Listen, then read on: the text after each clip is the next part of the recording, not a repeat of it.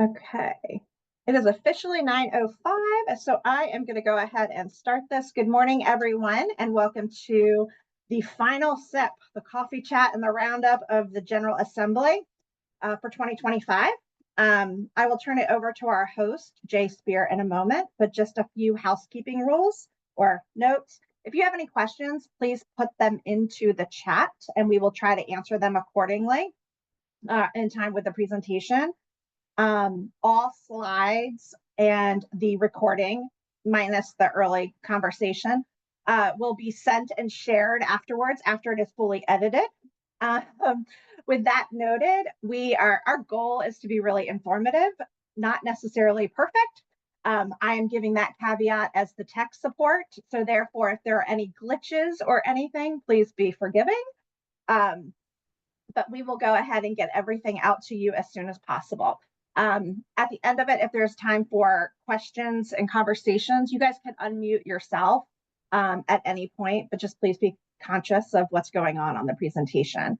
With that being said, I will turn it over to Jay. And just to confirm, everybody is looking at my screen being a PowerPoint, not being my face, right? That's right. All right. Then I will turn it over to Jay. Okay. Faith, next slide, please. Oh, hold on. Okay, did that go? Yes, it did. There we go. So these are most of the folks you're going to be hearing from today. I'm just going to be the MC.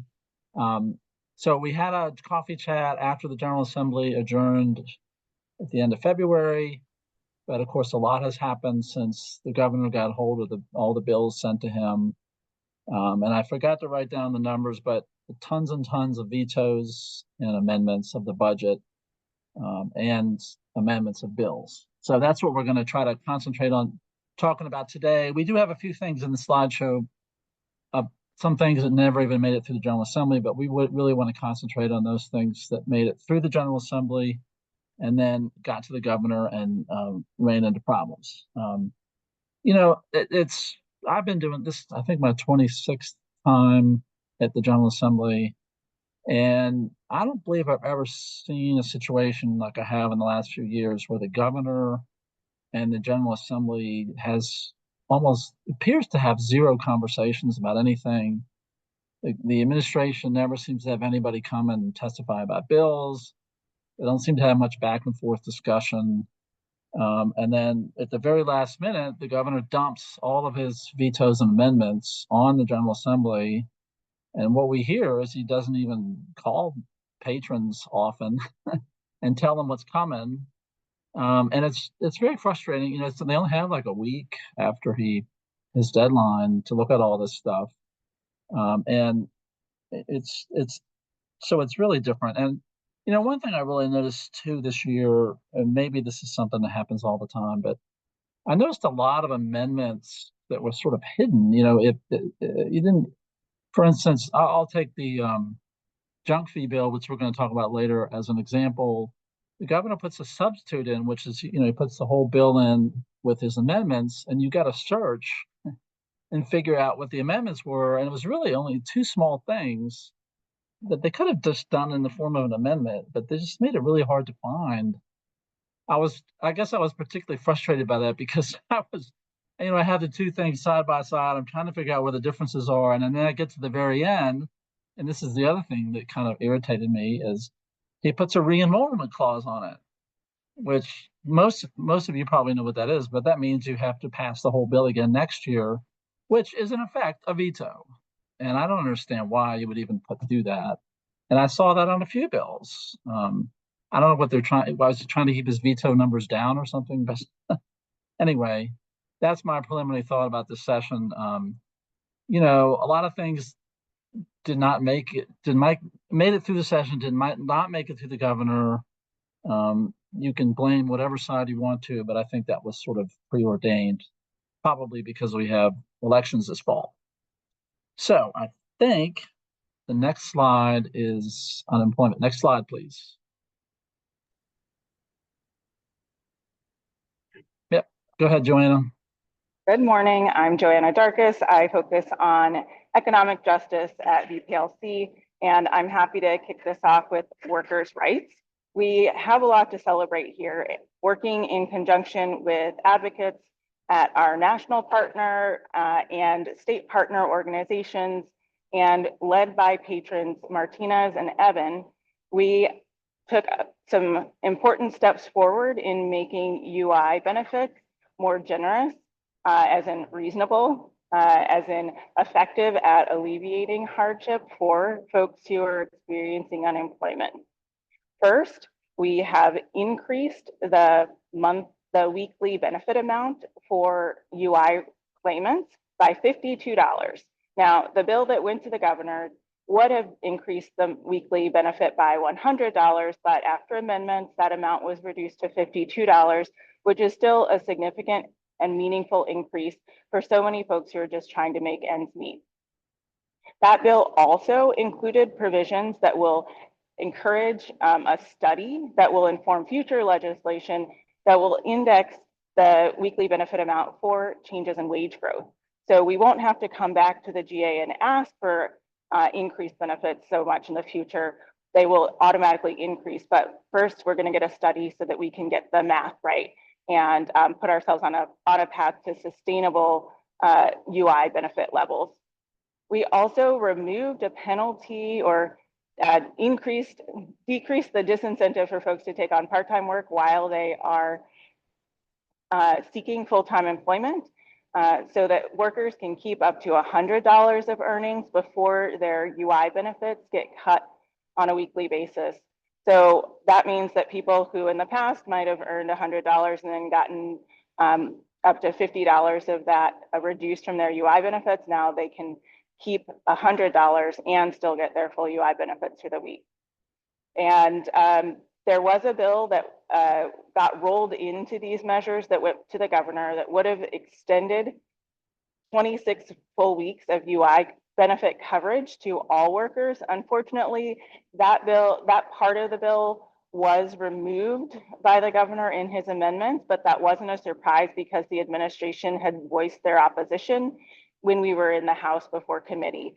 So it would have been nice if that had gone through this year as well, but we're not done. There's more work to be done, but we can celebrate these wins for workers, and it's what they deserve. And we look forward to working with these patrons and with others in the House and the Senate who are interested in moving forward on employment issues in future sessions, and even this year in the wake of mass layoffs at the federal level and other funding changes that might affect the workforce in Virginia. So thank you. Thanks, Joanna. Yeah, obviously this unemployment increase is good news and extremely important given what's going on with all the federal workers getting fired right now.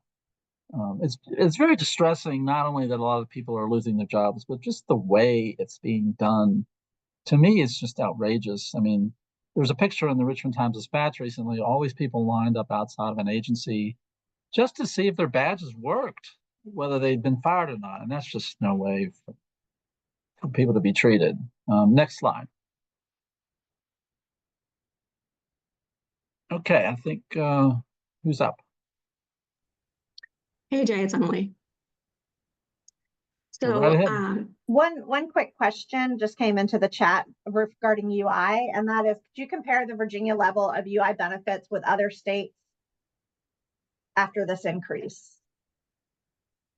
Yes, there are some documents that I can drop in the chat where the U.S. Department of Labor compares annually the benefit levels for all UI, for UI in all states.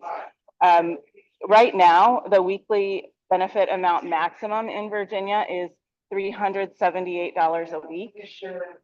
With this $50 increase, that will go $52 increase, that will go up to $430 a week. Just to give you an initial reference point, the maximum benefit amount in DC right now is $444. So we're still not going to reach the maximum in DC, and for a number of reasons, the benefit levels vary widely across states, but we have a ways to go before we we even get to the median point when it comes to weekly benefit amount. So good question.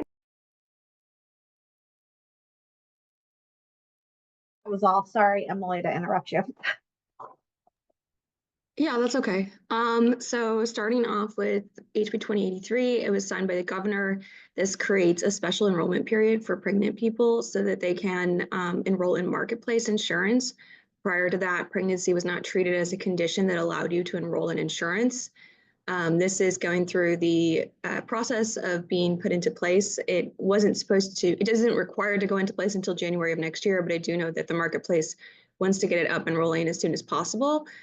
So as soon as they get sort of the finalized rules out, their plan is to start enrolling people when they contact. We helped advocate that it be by self-attestation rather than requiring someone to go to a doctor before they're covered by insurance in order to get insurance that won't cover the visit they were required to go to. So luckily, that does look like that's how it's going to operate. And so we're really excited about lowering that barrier for people who are pregnant and need coverage as soon as possible. We have another bill that had a political amendment on it to change the language from birthing individuals to birthing women. That was rejected by the General Assembly. And so we're waiting governor's action on the bill as a whole, but it increased postpartum doula visits from 6 to 12-month period. So it just increased the period in which someone could access that under Medicaid. We had a Medigap bill, so that relates to Medicare, so supplemental insurances. It was originally a birthday bill allowing people to change their Medigap policies on their birthday every year. Otherwise, when you sign up for Medigap, you are locked into it after a very short period of time for the rest of your life without being able to change your policy. And so this is not a full birthday bill because that got the health insurance companies were able to convince the General Assembly that was harmful to people. And so instead, this is allowing someone to change from one type A plan to another type A plan, one type B to another type B. So you can change within a category. You can't change categories under this bill. That was because they were able to convince people that individuals would be convinced to sign up for a cheaper plan and it would eventually be bad for them in the long run. So, something we'll keep working on, trying to get the full birthday bill like other states have, but it is at least a step in the right direction. If you don't like your insurance company, you are allowed to change now once a year. There was a increase in screening for the Medicaid work program. It is for individuals who are receiving benefits and also working at the same time. And the issue is that very few people know about it or access it because our systems aren't integrated. So this is really like a systems cleanup bill. And it was signed and hopefully will lead to like better screening processes and eligibility for people who should be on this program but don't actually get caught and added to it. Next slide.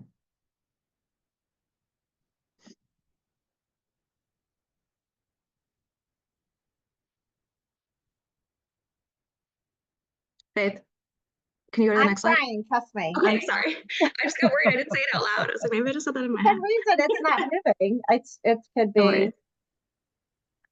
It's either all right, hold on.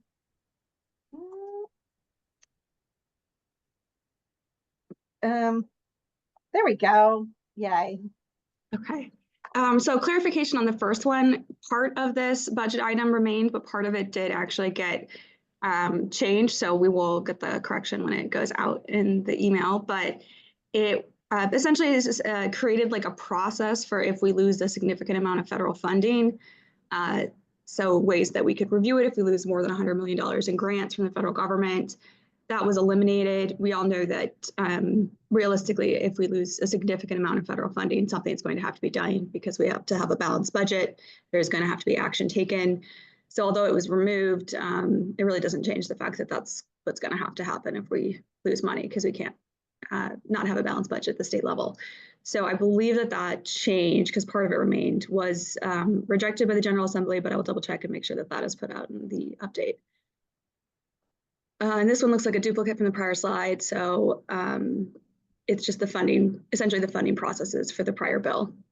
And then this was a language only amendment. So there were a couple of bills that came through related to trying to improve access to Medicaid for individuals who are pregnant. So the prior one was about the marketplace insurance, private insurance. This is Medicaid. And they were essentially like workarounds where people will get temporary coverage and then they would have to reapply and go through the process to get full coverage. And the bills themselves were a little bit confusing and I think difficult to implement. So it ended up being the decision to sort of move towards improving our current system so that people have more case management and things like that by Cover Virginia. It is language only, so I think we would be looking at increased funding and things like that and processes in future bills. But there were some concerns with sort of how the other process was going as it was getting to the GA. So it is a good change, and we're hoping that it will kind of lead to further expansion in future years. Next slide. So let me interrupt for just a second. Just in case somebody's not all that familiar with the process, if the governor makes a recommendation on a bill or the budget or whatever, and the General Assembly rejects it, it goes back to the governor, and the governor can either sign it or veto it. So there are several things that the General Assembly rejected as recommendations, and so we're waiting to see now what the governor is going to do, sign it or veto it. I mean, typically you assume he's going to veto it, but that's not necessarily true. Go ahead. I'm sorry. I think especially like thinking back to the pregnancy coverage where he tried to change pregnant individuals to pregnant women. His administration has been very focused on like trying to address some of the maternal mortality rates to some extent. And so I do think vetoing a bill that provides that will be sort of politically precarious. So it's hard to know exactly how he'll treat that, given that it's essentially I don't know what the best term for it is, but identity politics and not an actual policy change in any meaningful way. So we'll see what happens with it.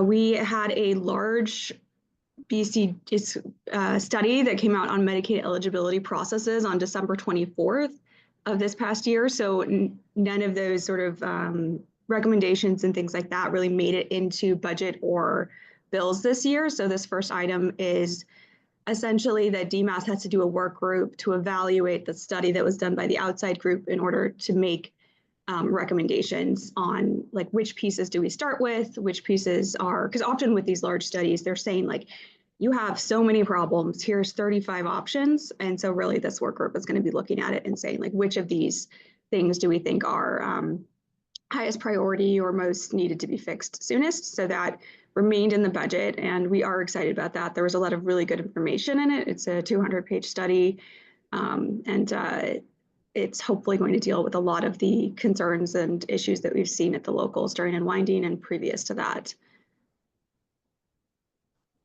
And then there is also a mobile application system that was originally in the VDH part of the budget, and it got moved to DMAS to help people apply for Medicaid. It's focused on pregnancy again.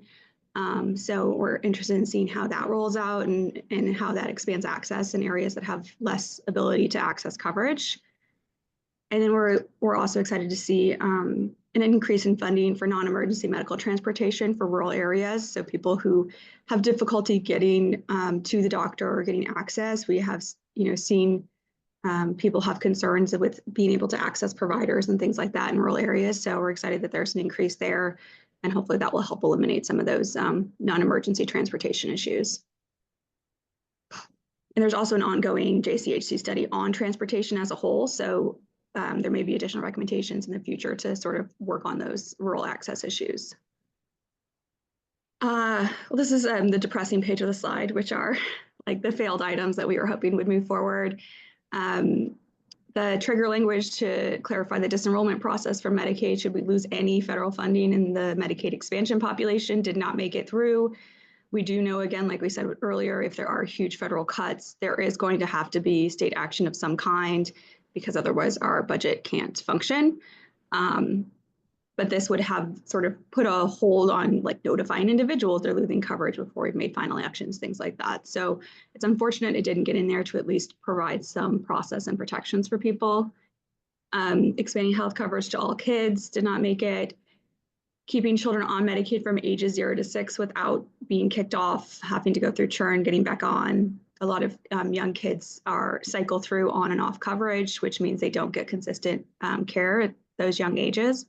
it was the first year bringing this and there was interest in it. So we're hoping that in the future, that's something we can move forward. We also are still trying to fix the implementation of Medicaid problems from 1972.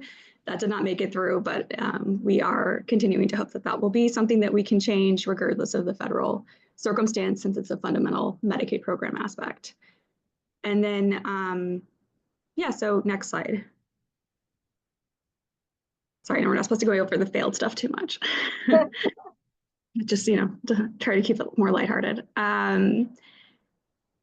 For hunger issues, there was a work group to try to sort of assess and address the issues that are barriers to people accessing food nutrition.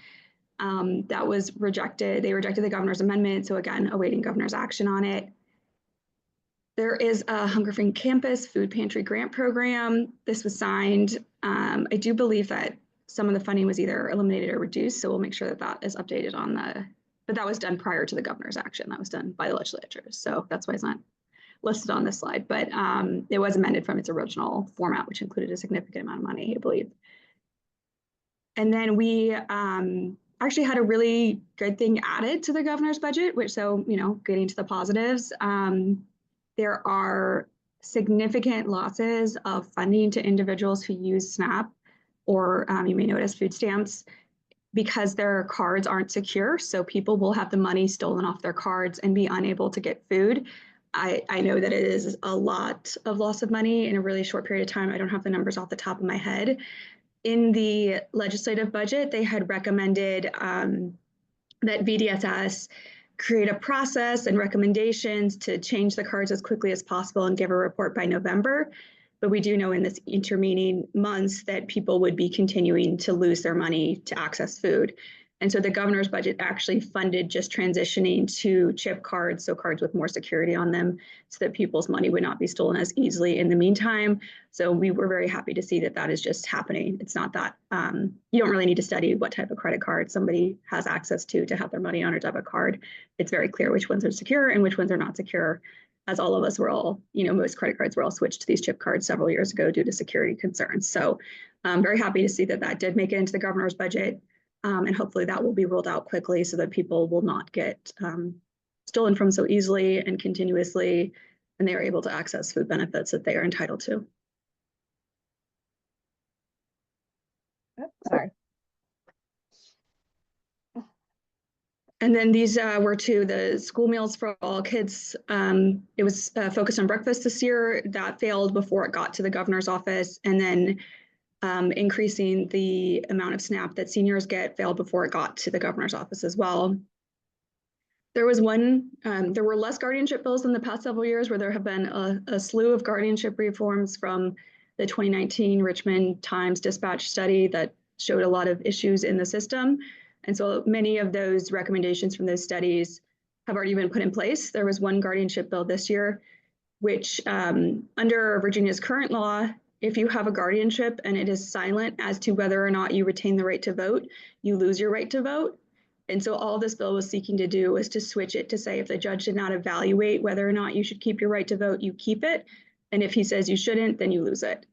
So that made it through, and then the governor vetoed it on there was also a constitutional amendment that is going through that addresses this issue. So it was essentially just sort of like a political opposition to the constitutional amendment, which addresses voting rights both for individuals under guardianship and felons. And so this sort of got, I think, swept up into that political argument, which is why it got vetoed.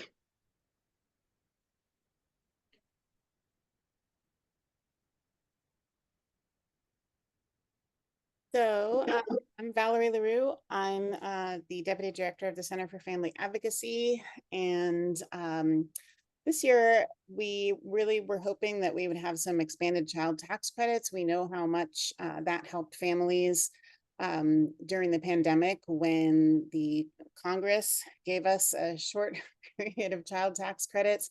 Families used them for things they needed for their families, and millions of children were lifted out of poverty temporarily. So these tax credits failed in the General Assembly, but the refundable EITC, and refundable means that even if you don't owe taxes, you would still be able to take advantage of this tax credit, was expanded by the General Assembly from 15% to 20% of the federal EITC. And what that means is a married couple with 2 kids making $30,000 will get back $300 more, which will total around $1,000. Now, interestingly, the General Assembly made this tax credit expanded for only 2 years, for the years of 2025 and 2026. But the governor, when he amended the budget, actually amended to make that permanent. So that was one of the few areas in which the governor actually expanded something in the budget. The General Assembly. Valerie, can I ask, didn't the General Assembly reject his amendment though? Oh, I did not see that. I think that's what I heard on a podcast this morning. I will go back and look at that then, and when the email is sent out, I will make a note of myself to check that.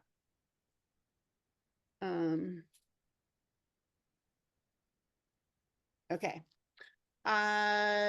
The General Assembly's budget had provided $25 million to support a public-private employer-provided childcare. That was removed by the governor, but he did expand some of that to help more children by changing some of the formulas and who could benefit from it. So that was a little bit strange, I thought. But anyway, next slide. We covered this in the earlier coffee chat, but legal support to families facing protective services and keep families together did not pass. However, there are 2 Roanoke judges and some private citizens in Charlottesville are interested in doing these pilots anyway and figuring out a way to use private or local funds and then access the federal funds. So hopefully we'll have an update for that maybe later on next year. The bill to inform foster youth of their right to file complaints without consent from the agency that has custody of them to the Office of the Children's Ombudsman. That was signed by the governor, and the governor's staff is considering having a signing ceremony for that bill so that the youth can attend that. Things that we already saw in the previous coffee chat to expand foster youth access to housing and to extend services to youth to age 23. Both of those were killed by the money committees.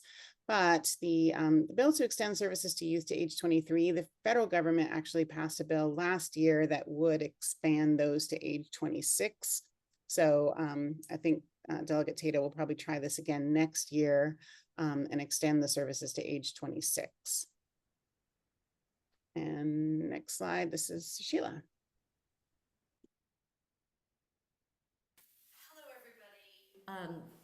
I guess I'm lucky because the governor signed our bills. I would say they were pretty non-controversial and bipartisan.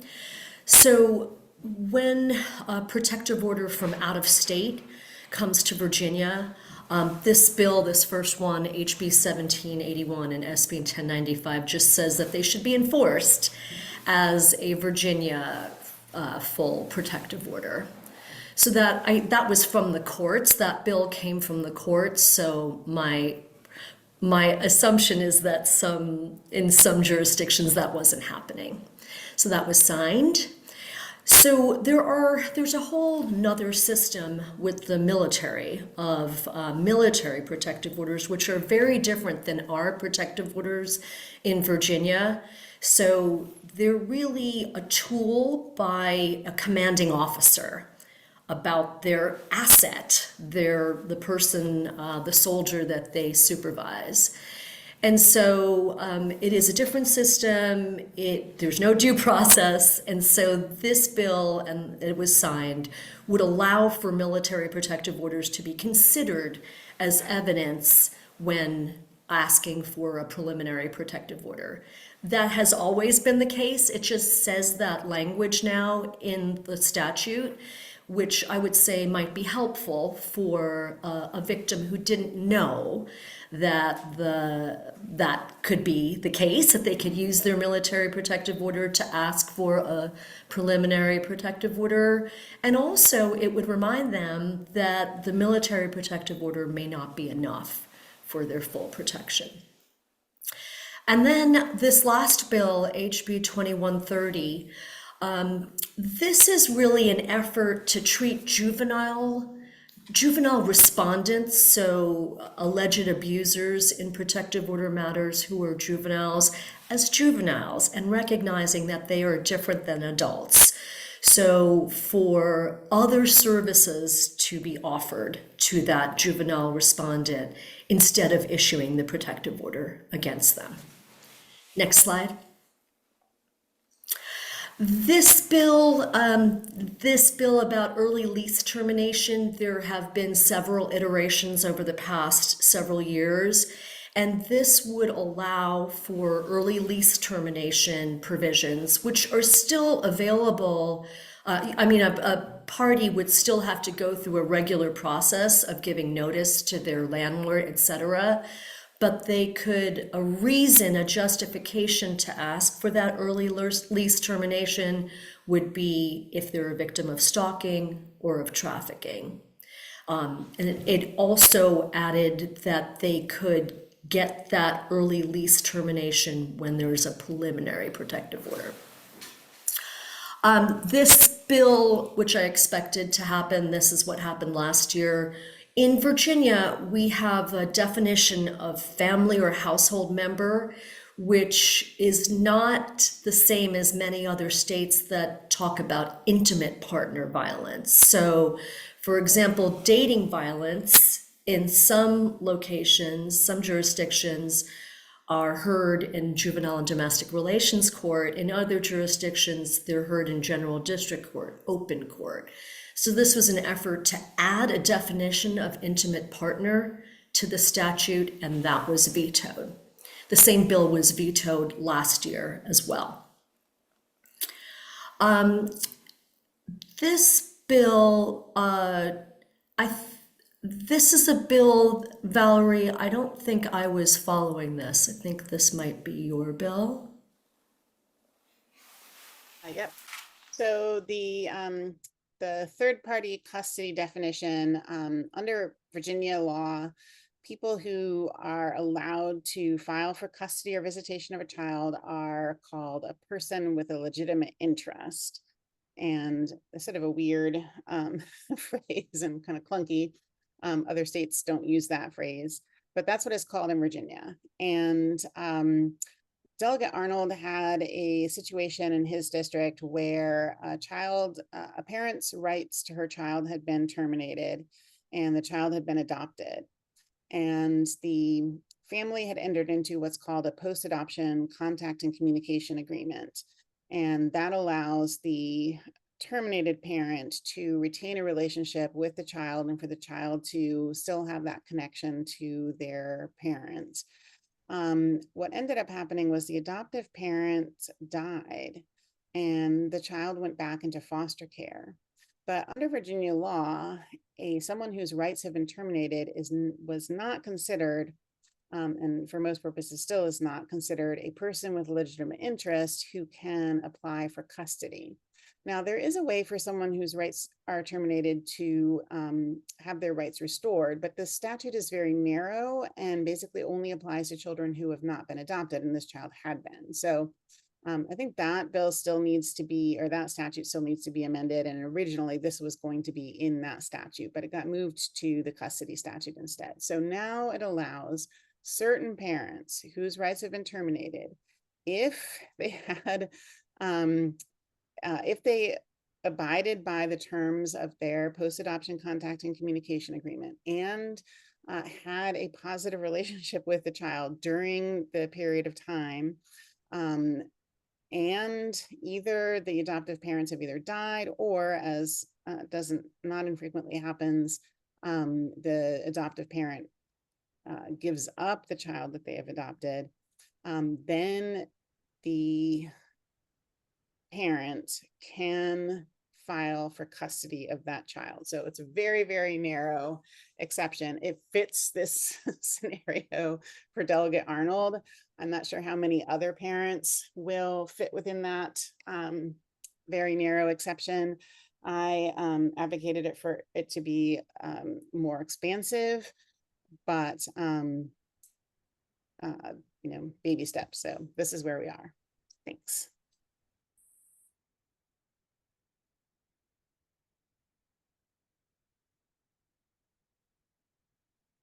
Okay, we're turning to housing now, and we did not fare as well at the end with our housing bills as I think Sushila did with her protective order bills, or Valerie did with some of her bills. So we're going back into sad outcomes now.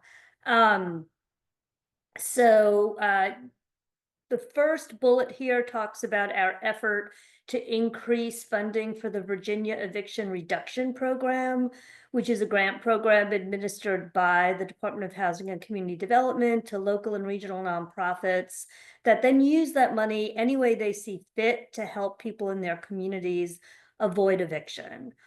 We were asking for that amount to be increased from 4.2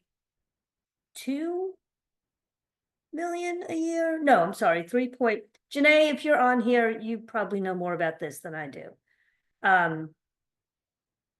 So while Janae's coming on, let me just briefly tell you about two other items that were in the budget that we worked really hard on. One was a $5 million pilot program to provide deep down payment assistance to first-time home buyers earning less than 60% area median income.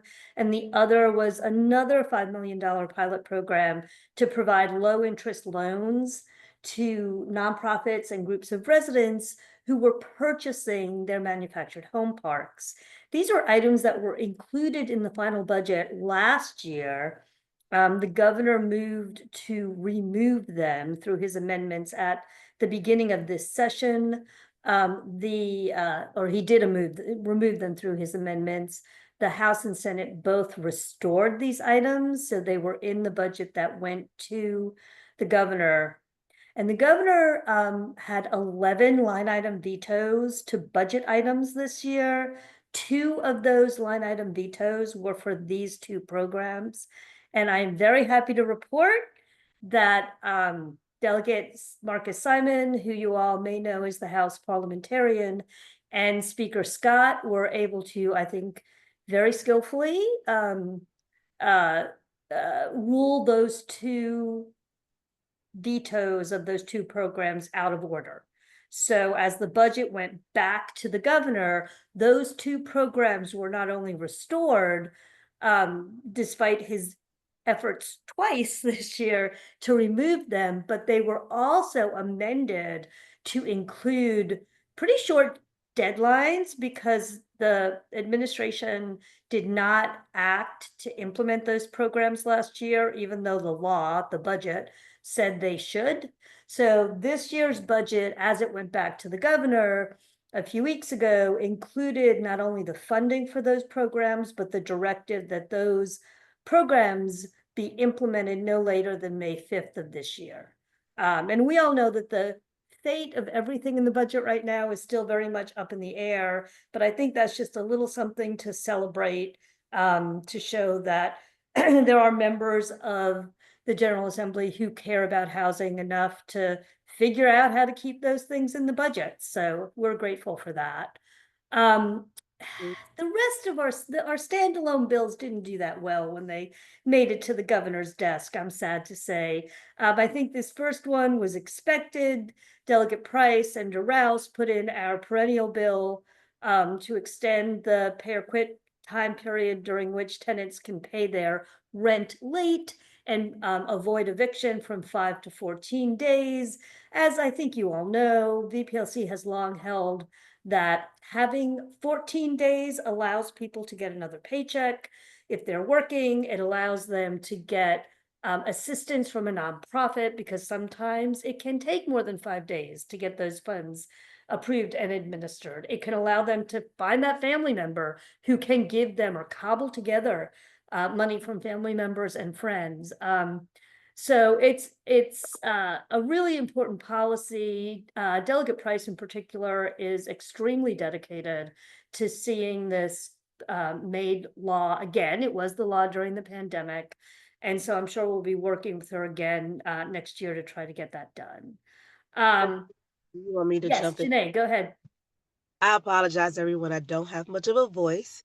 But the burp budget amendment, so it was included in the initial biennium last year. And what we were trying to do this year was increase it so that the total amount for the second year of the biennium was $6.6 million. So I asked for this year, and don't quote me, but I believe it was 3.45 additional $1 million in funding to get us to that $6.6 million number, but it was not included in either. It was not. It was included in the Senate's budget, but the House did not include it, so therefore, it died. And I hate to ask you this with your failing voice, but if you have a voice for this next thing, since you were the lead on that, that was our tenant assertion reform.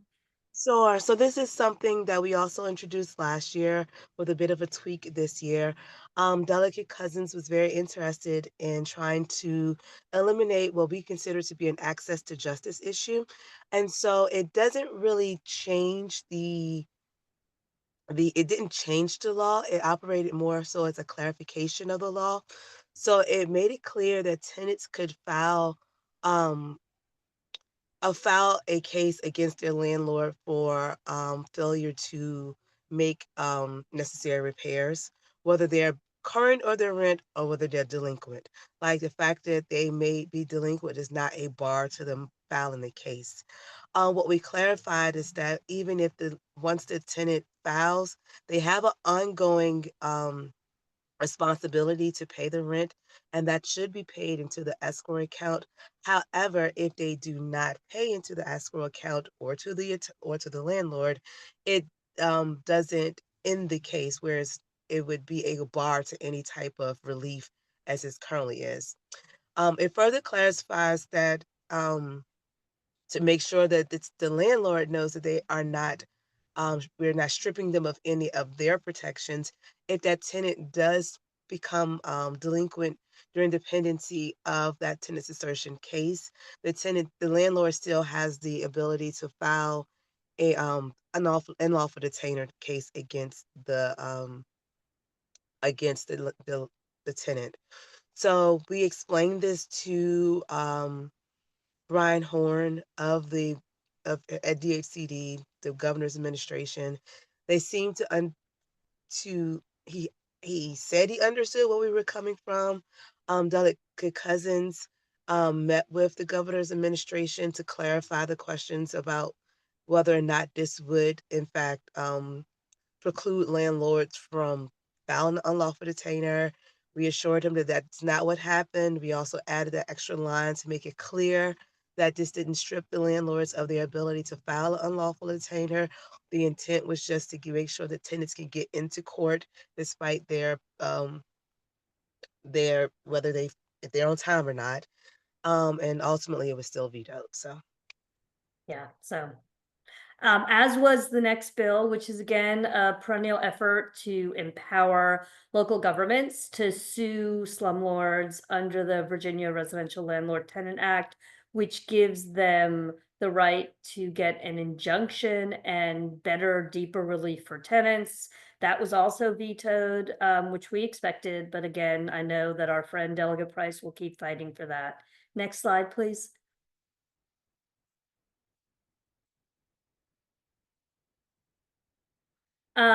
We worked with Delegate Hernandez. He was really concerned.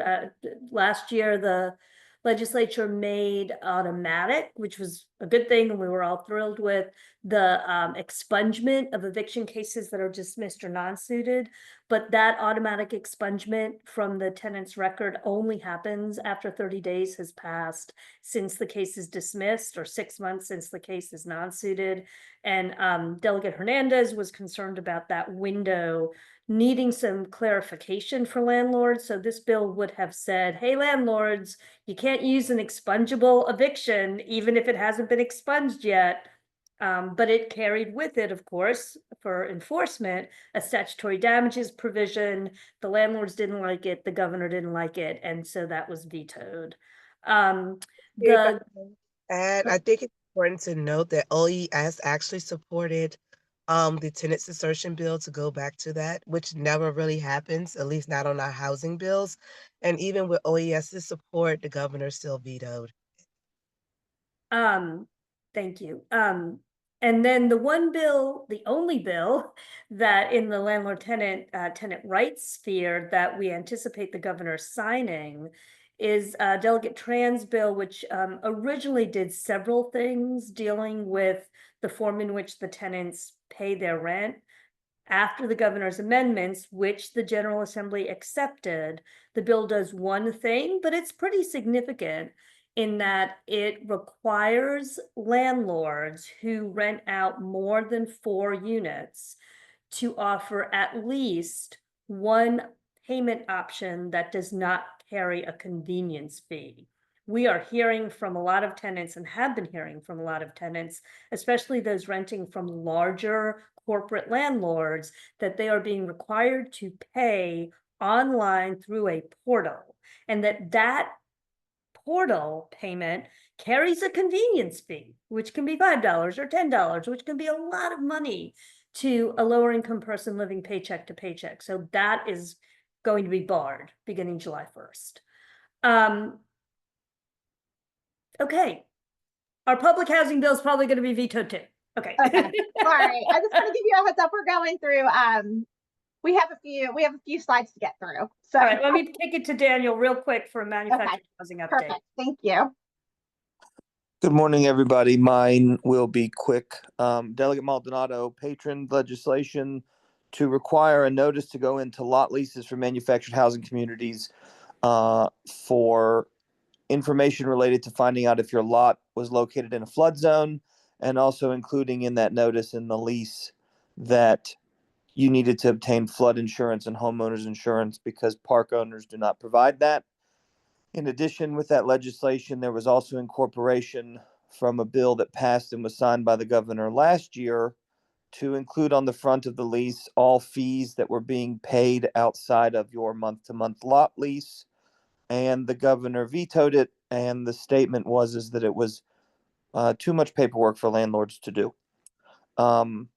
We also had legislation from Senator Sturtevant and Senator Van Valkenburg meant to limit hedge funds and venture capital firms from using shell corporations to purchase single-family homes and manufactured home communities in Virginia. And Senator Sturtevant's original bill capped the ability for hedge fund property ownership at 10 manufactured home parks throughout the entirety of the Commonwealth. It was absorbed by Senator Van Valkenburg's bill, and it failed in Senate Finance due to Senator Van Valkenburg's bill having a divestment clause, which would have required that hedge funds completely sell all of their properties in Virginia over a 10-year period. And there was concerns about constitutionality. Finally, I worked with Senator Boysko's office and Delegate Delaney's office as chairs of the House and Senate Transportation Committees to instruct the Department of Motor Vehicles to conduct a study related to manufactured home titling issues. We've seen a lot of instances throughout the state where people believe they own their home, they pay property taxes on that home, but they cannot obtain a title through the DMV for that home, and therefore they are in a ownership limbo. And if they were to ever be evicted or choose to move out of the manufactured home community, there's a potential they can't sell their biggest asset because they don't legally own it. Or if they do sell it to someone through a bill of sale, it's an illegal sale. And we need to get to the bottom of how to solve this issue that's occurring statewide. And we also believe a lot of manufactured home community owners are, by operation, operating a manufactured home dealership but they do not have proper licensing as required because the law states if you list for sale 3 manufactured homes in a year, you're supposed to have a dealership license. And I am certain there are communities that are doing rent to own contracts on 5, 10, 15, 20 homes in the community, and they've never obtained title and they don't have their dealer license. So my hope is in April, we will start getting to the bottom of those issues. How are they paying taxes, local taxes if they do not own how are they paying taxes to the locality if they don't officially own the trailer? So from my work in the field, I believe what is happening is they're taking their lot lease and they're taking the bill of sale that they obtained to the locality, and the locality is taking them at their word that they actually own the house.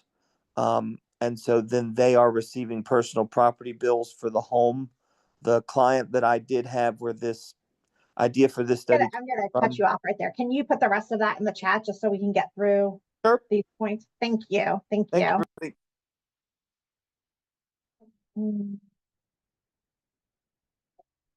Oh, why is it not going?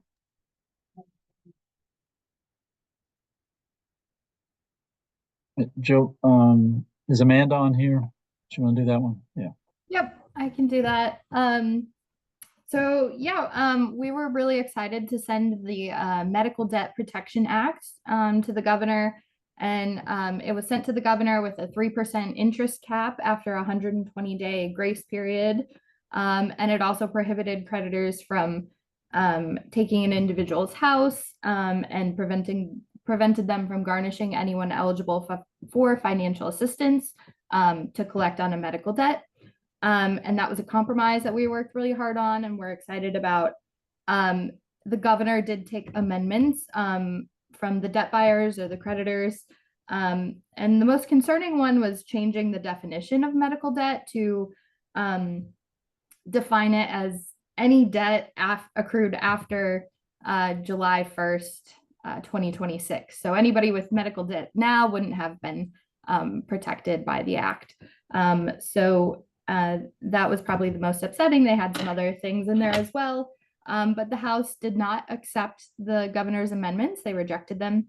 So it goes back to the governor, and like I said, it's a really good bill. We're happy with it. There's always more work to do, but we would love for him to sign it. But if he doesn't, we're ready to come back next year.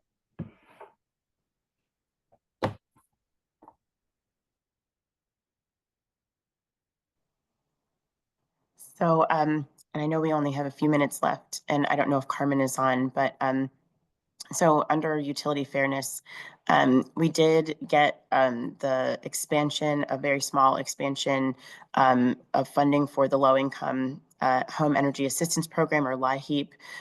Delegate Hernandez was able to get that included in the budget, and it's still there. So we're hopeful, although obviously there are a few problems with the federal side of LIHEAP, with the administration, the Trump administration, having closed, basically fired all of the staff that administers the LIHEAP program from the federal side. But they may hire some of them back. We're still waiting on that word about what will happen with the program and its funding from the federal side. But at least from the state side, allowing for year-round LIHEAP to be available for people will be funded for the staffing that's necessary for it through this budget amendment. So we're thankful. And then we had a bill that had made its way through the process with Senator Bagby, to protect the Fairness in Lending Act, changes from 2020. Those changes were vetoed by the governor with a very intense text and email campaign by the lenders who are currently violating the law, which is what the bill was trying to get after. And they're unlicensed lenders, I should say, who are currently violating the law. And then the bill, as Jay said, I think earlier, there was a bill by Senator Pekarsky and Delegate